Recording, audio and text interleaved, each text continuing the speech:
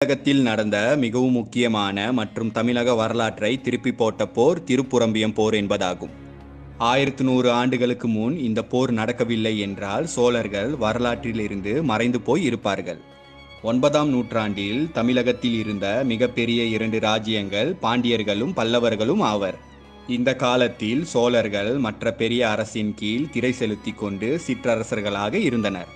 இந்த காலகட்டத்தில் போட்டிகள் வெறும் பாண்டியர்களுக்கும் பல்லவர்களுக்கும் இடையே நடந்தன.